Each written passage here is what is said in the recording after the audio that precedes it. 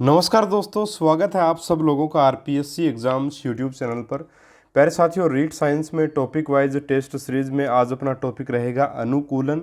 और अनुकूलन का जो टॉपिक है वो इसी बार ऐड किया गया है रीट में, यूनिट नंबर 5 में इसको ऐड किया गया है, लेकिन अपन बायो के साथ कर रहे हैं। जैव विविधता का जो टॉपिक है वो अपन ने कर लिया है, और अनुकूलन का टॉपिक और जैव विविधता दोनों टॉपिक यूनिट नंबर 5 में जोड़े, लेकिन बायोलॉजी के साथ इसलिए कर रहे हैं क्योंकि बायोलॉजी के टॉपिक है, तो निश्चित रूप से बायोलॉजी के साथ ही ये होने चाहिए। ठीक है। और 21 महत्वपूर्ण प्रश्न जो वो लिए गए हैं मित्रों अनुकूलन से, और लगभग इन्हीं प्रश्नों में से या इन्हीं प्रश्नों के इर्द गिर्द घूमता हुआ प्रश्न आपको परीक्षा में देखने को मिल जाएगा। अगर आपका प्रश्न आता है अनुकूलन से, और आपने देखा भी होगा कि कलाम का जो प्री रीट का टेस्ट था उसमें अनुकूलन का जो प्रश्न था मित्रों वो सीधा किताब से उठाया गया है, और उस पेपर से पहले मैंने अनुकूलन का ये जो पेपर का जो आपके प्रश्न है वो तैयार कर लिए थे, और इसमें भी मैंने वो प्रश्न डाला था जो कलाम में आया हुआ प्रश्न है। बिल्कुल एज इट इज़ भाषा नहीं है, लेकिन जो वो सभी चीज़ों को यहाँ पे किया गया है, तो निश्चित ही एक आपके लिए फ़ायदे वाली चीज़ रहेगी। आपकी राजस्थान बोर्ड की किताबों से सारे प्रश्न हर टॉपिक के तैयार किए गए हैं। बहुत ज़बरदस्त कलेक्शन मित्रों मैं आप लोगों को दे रहा हूँ साइंस के लिए। काफ़ी आपको मदद मिलेगी इस चीज़ से। इसके अलावा बताना चाहूँगा कि पीडीएफ की बात यह है कि कोशिश रहेगी 5-7 दिन में जल्द से जल्द आपको अवेलेबल करवाने की। इनको वर्ड फाइल में कन्वर्ट करना पड़ेगा, फ़ॉन्ट साइज छोटी करनी पड़ेगी, थोड़ा सा टाइम लगेगा, और जो कंप्यूटर है उसमें सॉफ्टवेयर की प्रॉब्लम आ गई है थोड़ी सी, इसलिए उसको भी जब झुंझुनू जाऊँगा तो 2-3 दिन में ठीक करवाने की कोशिश करूँगा, उसके बाद ही ये कार्य करेंगे। ठीक है, चलिए साथियों शुरू कर लेते हैं अपने इस वीडियो को। अगर आपको मैटर अच्छा लगे, पसंद आए, तो ज़रूर से ज़रूर चैनल को सब्सक्राइब कीजिएगा। अदरवाइज़ कोई आवश्यकता नहीं है विशेष तौर पे सब्सक्राइब करने की, अगर आपको मैटर अच्छा नहीं लगे, लेकिन अच्छा लगे तो ज़रूर से ज़रूर सब्सक्राइब कीजिएगा। चलिए साथियों, पहला आपका प्रश्न है कि वातावरण में जल की उपलब्धता व पादपों को जल की आवश्यकता के आधार पर कितने भागों में बांटा गया है? 3, 5, 7 और 9। तो 5 भागों में इनको बांटा गया है साथियों, सब लोग जानते हैं।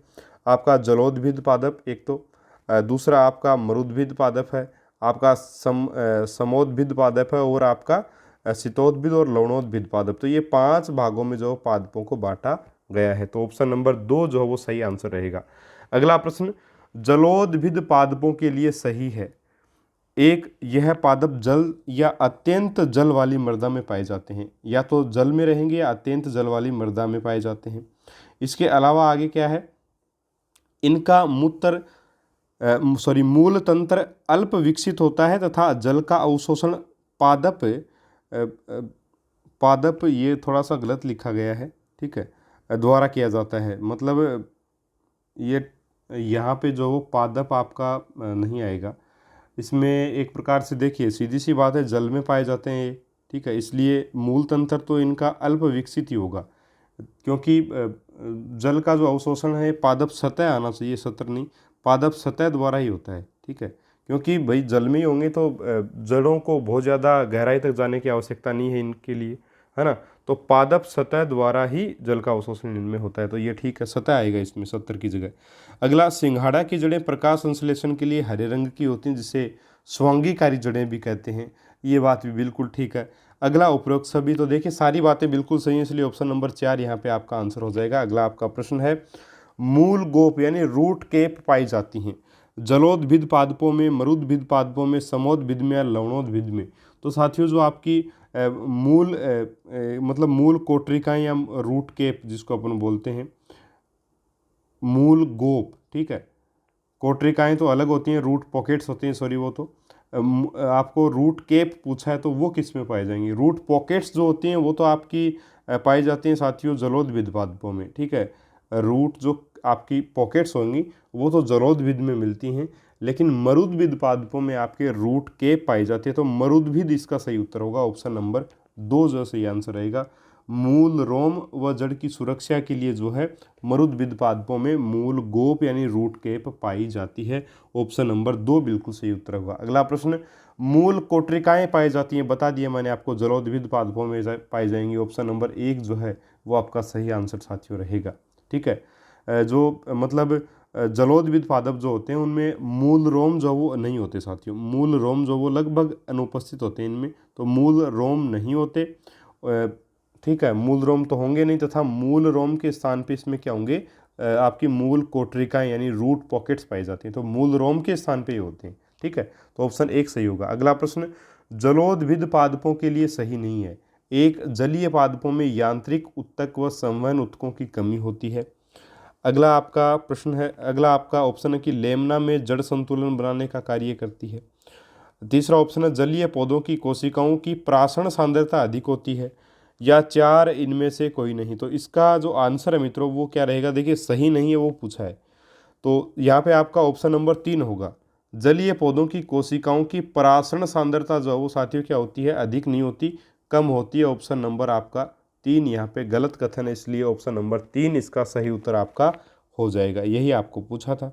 ठीक है, वहीं अगर बात करें अपन जलोदभिद की, तो बात कर लिए अपन जलीय पौधे यानी कि जलोदभिद पादपों की कोशिकाओं की परासरण सांद्रता जो है वो कम होती है, ये बात सही है। और यहाँ पे दे रखा था अधिक होती है, इसलिए ये असत्य कथन अपना हो जाएगा और ऑप्शन 3 इसका उत्तर हो जाएगा।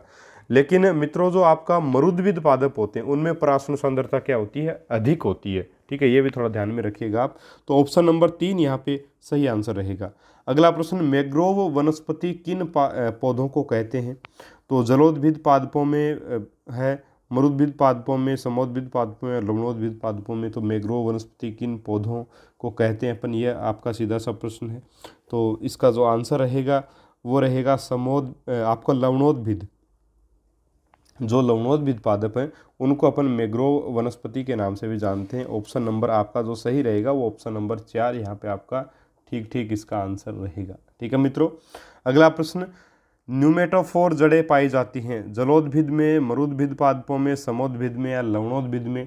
न्यूमेटोफोर जड़ें जो वो किस में पाई जाएंगी मित्रों, तो इसका आंसर रहेगा न्यूमेटोफोर जो है इन जड़ों को अपन श्वसन मूलें भी कहते हैं। श्वसन मूल या श्वसन मूलें ये किस में पाई जाएंगी, ये साथियों लवणोद्भिद पादपों में पाई जाती हैं। क्यों पाई जाती हैं, देखिए लवण युक्त मृदा भूमि दलदल वाले एरिया में ये जो वो पादप पाए जाते हैं आपके लवणोद्भिद पादप। और वहाँ पे क्या है कि ऑक्सीजन की कमी होती है दलदल में, इस वजह से गहराई तक जड़ें जो वो रहती हैं आपकी, और जो जड़ें हैं ऑक्सीजन की आपूर्ति नहीं हो पाती है। तो कुछ जड़ें जो हैं वो मतलब शाखाएं भूमि से ऊपर निकली होती हैं। ये जो पादप होते हैं इन पादपों में जड़ों की कुछ शाखाएं ऐसी होती हैं जो भूमि के ऊपर निकल जाती हैं तथा ऋण गुरुत्वानुवर्ती होती हैं, यानी कि गुरुत्वाकर्षण नीचे की ओर लगता है और उसके अपोजिट ये ऊपर की तरफ आती हैं। इन जड़ों के शीर्ष पर कुछ सूक्ष्म रंध्र पाए जाते हैं मित्रों, जिनके द्वारा ये ऑक्सीजन लेकर मूल तंत्र की जो ऑक्सीजन की कमी है उसको पूरा करती हैं। तो ये जड़ें ऊपर की ओर थोड़ी बहुत निकली रहती हैं। इनके ऊपर, जड़ों के ऊपर रंध्र पाए जाते हैं जो ऑक्सीजन को वायुमंडल से लेंगे और मूल तंत्र की जो कमी है ऑक्सीजन की उसको पूरा कर देंगे, इसलिए इनको श्वसन मूले कहते हैं। ठीक है, और इस जो ये पाए जाते हैं श्वसन मूले, इनको न्यूमेटोफोर भी बोलते हैं जड़ों को, और ये लवणोद्भिद पादपों में पाई जाएंगी। तो ऑप्शन नंबर 4 जो है वो सही आंसर इसका रहेगा। अगला प्रश्न, लवणोद्भिद पादपों के लिए सही है। इन पौधों में बीज का अंकुरण फल के भीतर ही प्रारंभ हो जाता है। 2, इन पादपों के तने क्लोराइड आयनों के संग्रहण के कारण गूदेदार होते हैं। 3, यह पादप दलदल भूमि में पाए जाते हैं। और 4, उपयुक्त सभी। तो देखिए सारे बिल्कुल ठीक हैं, ऑप्शन नंबर 4 इसका सही उत्तर जो वो रहेगा। अगला प्रश्न, साल्मोनेला मोस व लाइकेन है जलोदभिद पादप, मरुद्भिद पादप, शीतोद्भिद पादप या लवणोद्भिद पादप। तो देखिए साथियों इसका सही उत्तर रहेगा, देखिए साल्मोनेला मोस व लाइकेन के आपके शीतोद्भिद पादप हैं। ऑप्शन नंबर 3 जो है वो बिल्कुल सही उत्तर इसका रहेगा। शीतोद्भिद पादपों की एग्जाम्पल रहेंगे, और यहाँ पे आपका ऑप्शन नंबर जो वो 3 सही हो जाएगा। और लाइकेन से संबंधित ही प्रश्न था कि वो किस प्रकार का है, तो शीतोद्भिद पादप है ना, उसको शायद समोद्भिद बताया गया था, जबकि शीतोद्भिद है तो वो असत्य कथन हो जाता और वही उसका आंसर होता। तो ये आपका प्रश्न कलाम की कोचिंग के द्वारा बनाया गया था प्री रीट में। तो प्रश्न देके साथियों इनसे बाहर नहीं आएंगे, इन्हीं के इर्द गिर्द घूमते हुए प्रश्न आएंगे। निश्चित तौर पे आपको बहुत बेनिफिट मिलेगा अगर आप जो वो मेरे नोट्स जो हैं उनमें से भी देखिए बहुत सारे प्रश्न जो कलाम कोचिंग वालों ने उठाए, या मैं यूँ कहूँ कि मेरे नोट्स से तो उन्होंने नहीं उठाए, उन्होंने राजस्थान बोर्ड की किताबों से, एनसीईआरटी की बुक से उठाए और वहीं से मेरे नोट्स बने हुए हैं। उसमें से जितनी अच्छी अच्छी चीज़ें मैंने सारी निकालने की कोशिश की हैं। इसीलिए जो है नोट्स में से प्रश्न 22-23 प्रश्नों में से 19 प्रश्न तक 18-19 प्रश्न मेरे नोट्स में से आ गए थे उस पेपर में, वो इसी वजह से हुआ है ना। तो या तो आप बुक्स पढ़ लीजिए, कोई आपको नोट्स लेने की, मेरे नोट्स लेने की कोई आवश्यकता नहीं है, आप नोट्स पढ़ लीजिए, सॉरी बुक्स पढ़ लीजिए, वो बहुत है, उससे बेहतर तो कोई चीज़ ही नहीं है। बुक्स में आप छांट नहीं सकते चीज़ों को, आपको ऐसा लगता है कि कौन टॉपिक्स को ढूंढे क्या करें, तब आप नोट्स ले सकते हैं। डिस्क्रिप्शन बॉक्स में आपको लिंक मिलेगा, आराम से ले सकते हैं, जिस भी सब्जेक्ट के लेना चाहें। अकाउंट मॉडल पेपर भी ले सकते हैं साइंस के। चलिए अगला आपका प्रश्न है कि समोद्भिद पादपों के लिए सत्य कथन क्या है।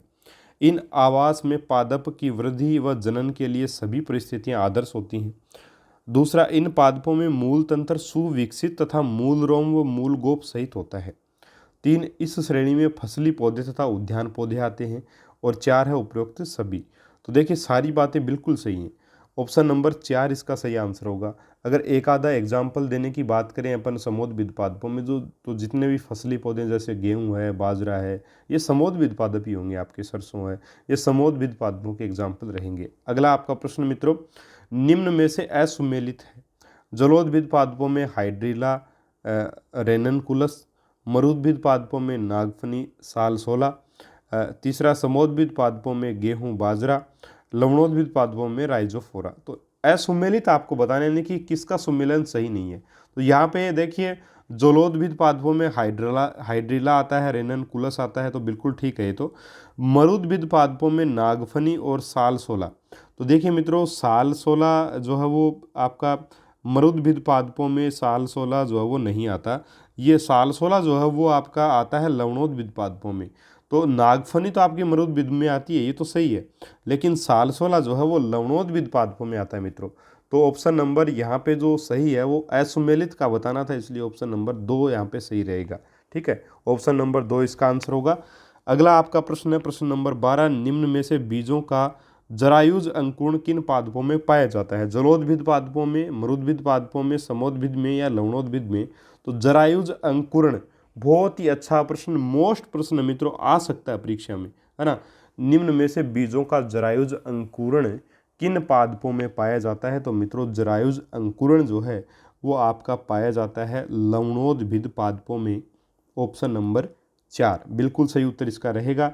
जरायुज अंकुरण को सजीव परजक अंकुरण भी कहते हैं। क्या कहते हैं? सजीव परजक अंकुरण भी इसको कहा जाता है। किसको? जरायुज अंकुरण को सजीव परजक अंकुरण भी मित्रों कहा जाता है, याद रखिएगा। चलिए आगे बढ़ते हैं, और ये पाया जाता है लवणोद्भिद पादपों में। अगला आपका प्रश्न है किन पादपों में ग्रति रंध्र पाया जाता है। जलोद्भिद पादपों में, मरुद्भिद पादपों में, समोद्भिद में या लवणोद्भिद में।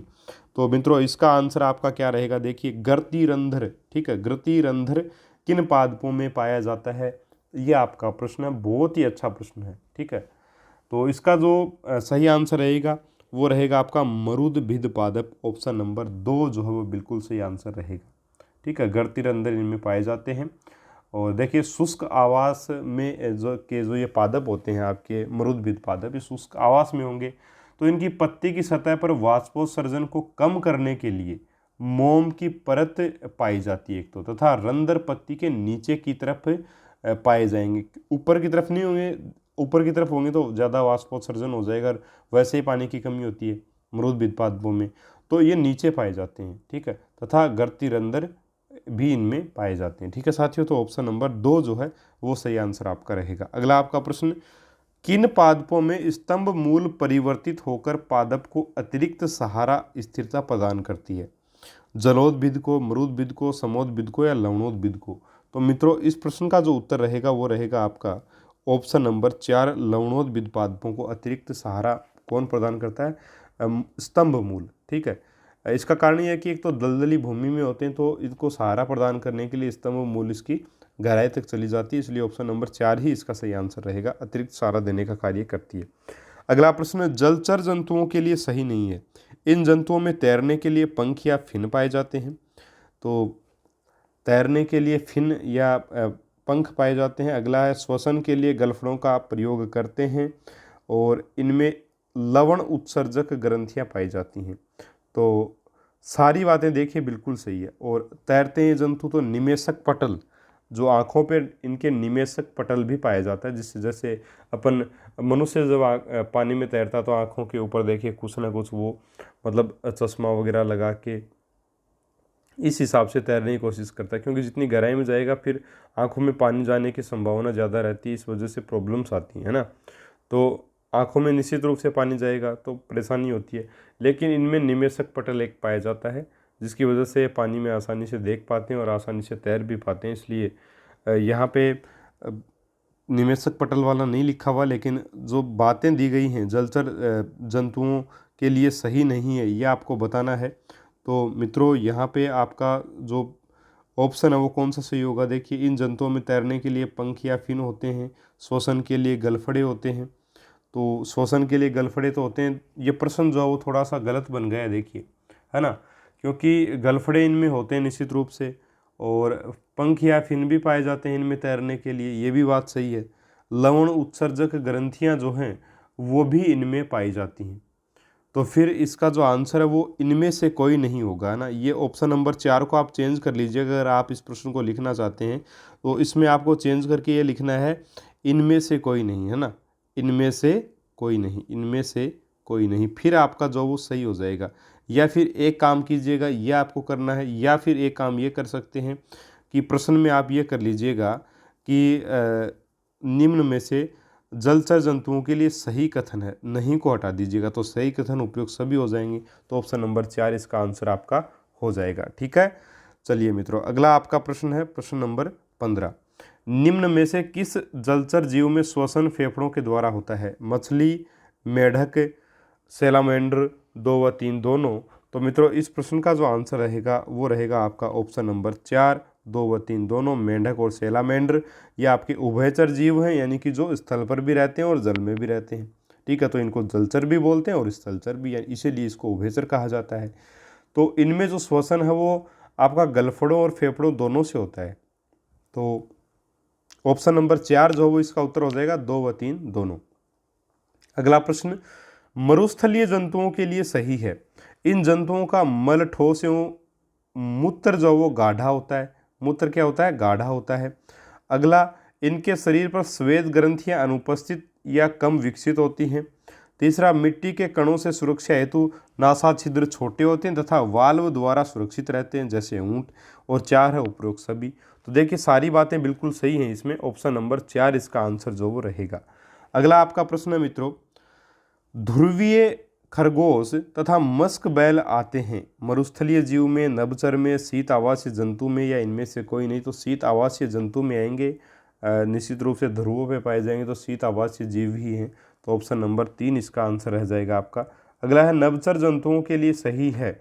इन जंतुओं की अस्थियां खोखली व हल्की होती हैं। बिल्कुल ठीक है, इनमें अग्रपाद पंखों के रूप में रूपांतरित होकर उड़ने में सहायता करते हैं। अगला है आपका, इनकी दृष्टि स्थलीय जंतुओं की तुलना में अधिक तीव्र होती है। और 4 है उपयुक्त सभी। तो ये बातें भी सारी ठीक, ऑप्शन 4 सही होगा। अगला आपका प्रश्न, नभचर जंतुओं में शरीर के ताप को नियत बनाए रखने के लिए पाए जाते हैं पंख, पिछ, पूंछ या उपयुक्त सभी? तो देखिए, ताप नियत बनाए रखने के लिए पाए जाते हैं इसमें पिछ, ऑप्शन नंबर 2 सही होगा। अगला प्रश्न, द्विनाम पद्धति का श्रेय किसको जाता है? कैरोलस लीनियस को जाता है, अलेक्जेंडर फ्लेमिंग को, विलियम हार्वे को, रॉबर्ट हुक को। तो द्विनाम पद्धति का जो श्रेय जाता है मित्रों, ठीक है, वो जाता है बाइनोमियल जो मेथड है उसका श्रेय जाएगा आपका कैरोलस लीनियस को। और इन्होंने आम का जो वैज्ञानिक नाम बताया वो बताया मेंजीफेरा इंडिका। याद रखिएगा, मेंजीफेरा इंडिका इन्होंने आम का नाम जो बताया है। ठीक है मित्रों, तो आम का बहुत बार पूछते हैं इसलिए बता दिया। तो ऑप्शन नंबर 1 जो वो सही रहेगा, कैरोलस लीनियस। अगला प्रश्न आपका, मोलाक है जलीय जीव, मरुस्थलीय जीव, शीत आवासीय जीव या एक पक्षी? तो ये एक साथियों मरुस्थलीय जीव है, ऑप्शन नंबर 2 सही होगा।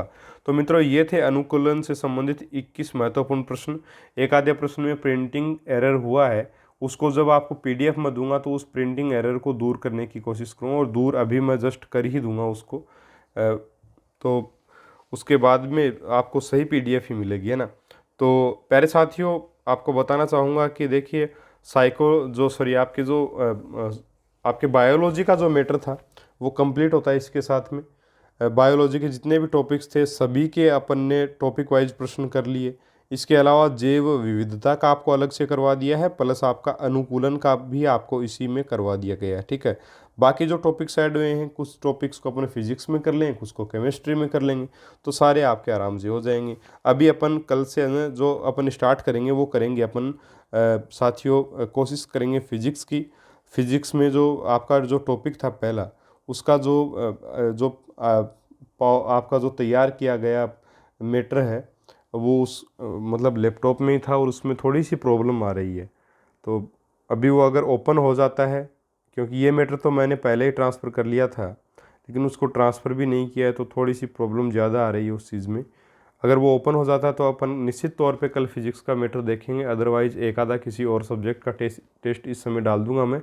जैसे कंप्यूटर ठीक हो जाता है या फिर और किसी माध्यम से अगर निकाल सकते हैं तो उसको आपको मैं करवाने की कोशिश करूँगा। बाकी फिजिक्स का मैटर आपका तैयार हो चुका है, लगभग कुछ 2-4 टॉपिक बचे हैं वो तैयार हो जाएंगे। ठीक है, उसके बाद फिजिक्स भी अपनी कंटिन्यू चलती रहेगी, कोई दिक्कत नहीं है। प्रश्न आपको मैं सारे करवाऊंगा, पीडीएफ्स भी आपको मिलेंगी। मैं आपको पहले से बोलता आ रहा हूँ कि अगर आपको फ्री में देखना है तो आप वीडियोस देख सकते हैं, जो प्रश्न नहीं आए वो आप लिख सकते हैं, वो फ्री का काम हो गया बड़े आसानी से। लेकिन अगर आप पीडीएफ लेना चाहोगे तो आपको इंस्टा मोजो स्टोर से ख़रीदनी पड़ेगी, सीधी सी बात है। और फिजिक्स के लिए, केमिस्ट्री के लिए भी अभी बोल देता हूँ। काफ़ी बच्चे ये बोलते कि सर आप पहले ही बता देते कि आप अगर पीडीएफ बेचोगे तो फिर हम नहीं लिखते, तो बता रहा हूँ पहले ही मैं आपको। और कुछ बच्चे ऐसे भी बोलते हैं कि सर आप बता देते तो हम पहले लिख लेते, पीडीएफ नहीं लेनी पड़ती हमें। तो आप दोनों चीज़ें हैं ना, इसलिए मैंने पहले बता दिया था और अभी भी बता रहा हूँ, ये चीज़ें रहेंगी। ठीक है प्यारे साथियों, मिलेंगे अपन अगले वीडियो में एक और शानदार मॉडल पेपर के साथ। तब तक के लिए नमस्कार, जय हिंद, जय भारत।